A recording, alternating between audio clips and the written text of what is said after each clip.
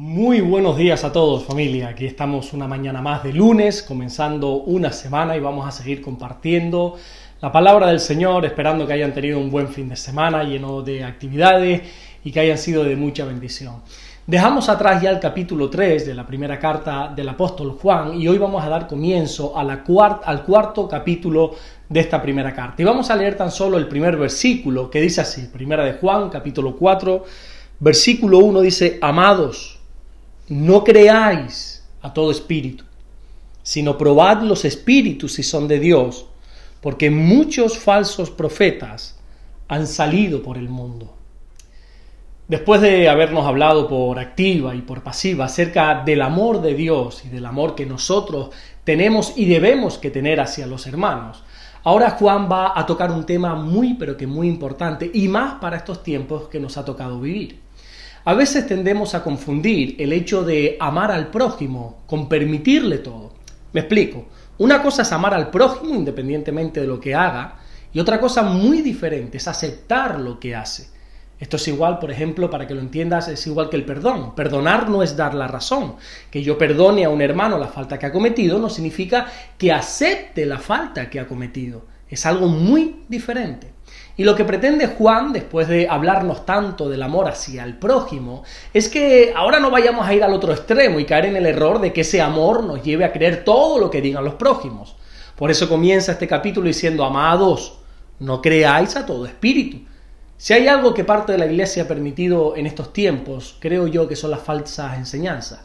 Cuando Pablo le está enseñando a un joven pastor llamado Timoteo, le enseña varias cosas, varias conductas, y entre ellas le dice en la primera carta, capítulo 3, versículo 15, que la iglesia es la columna y el baluarte de la verdad. Es decir, que lo que Pablo le está diciendo es que la iglesia tiene el llamado a sostener a cualquier precio la verdad.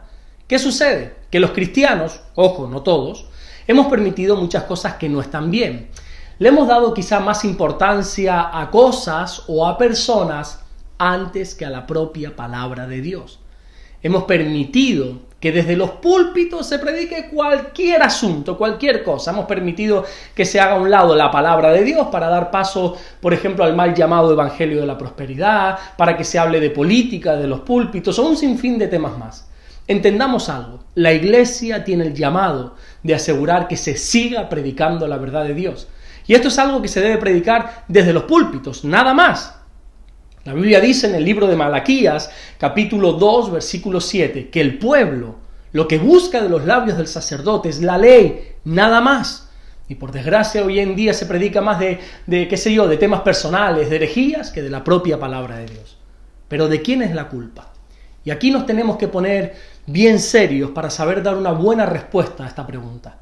Porque claro, lo fácil sería decir que la culpa es de aquel que está predicando falsas enseñanzas, de aquel que predica cosas que no son bíblicas, de aquel que está predicando o enseñando cosas erróneas, pero ¿sabes qué? Culpar al otro es el camino fácil. La culpa no es del falso maestro, la culpa es de aquellos que escuchan al falso maestro y aceptan sus enseñanzas, las aplauden y siguen permaneciendo en ese lugar. Yo por años estuve en un lugar así, donde se le daba más importancia quizá a los políticos que a Dios. Para que te hagas una idea, yo he estado en cultos donde se le ha hecho esperar pues más de 45 minutos a toda la congregación y no empezar el culto hasta que el político de turno llegara. O donde el político se le sienta en primera fila y a los miembros de la iglesia, fuera, se les echaba de su lugar, fuera que aquí va el político. Donde las subvenciones del gobierno, el dinero era más importante que cualquier otra cosa, donde la palabra de Dios era y es manipulada, pero en un extremo brutal. Y si hoy me pregunta, oye Alberto, ¿y de quién es la culpa? Yo no puedo decir que del pastor o del equipo, no, porque eso sería incierto, eso sería de cobardes. La culpa era mía por aceptar que esto se hiciese, por no decir nada, por callarme y no defender la verdad. Y como yo, así éramos muchos que aceptábamos este tipo de cosas. Y esto está mal. Y este es el llamado que Juan nos está haciendo en esta mañana con estas palabras. Que no podemos creer a todo espíritu. Que no seamos necios de pensar que porque se nos haga un llamado a amar al prójimo, hemos de creer todo lo que el prójimo nos diga. Iglesia, despierta. Hay falsos maestros. Si el Nuevo Testamento habla de algo, sin duda alguna, de los falsos maestros, de los falsos profetas. que se introducen dentro de la iglesia para engañar, para extorsionar, para manipular al pueblo. Por eso Juan nos dice, por favor, amados míos, no creáis a todo espíritu, porque muchos falsos profetas han salido por el mundo, dice Juan. Como dice mi pastor, José Manuel Sierra, si tú estás en una iglesia donde no se predica la sana doctrina, o donde se predican cosas que nada tienen que ver con la palabra del Señor, perdona que te diga, la culpa no es de esa iglesia, sino tuya por permanecer en ese lugar. Escúchame algo, si tú te consideras cristiano o cristiana, tú tienes la responsabilidad y la obligación de ser columna y baluarte de la verdad de Dios. ¿Y sabes qué? La verdad tiene un precio, y ese precio hay que pagarlo. Y si ese precio es que te tachen, qué sé yo, de rebelde, o tienes que perderlo todo, como fue mi caso, se paga este precio con gusto. Porque al final, créeme una cosa, cuando tú apuestas por la verdad de Dios, a sabienda que lo puedes perder todo, Dios te va a recompensar. El que se decanta por Dios nunca pierde. El que se decanta por la verdad jamás pierde, todo lo contrario. La Biblia dice que en Cristo somos más que vencedores.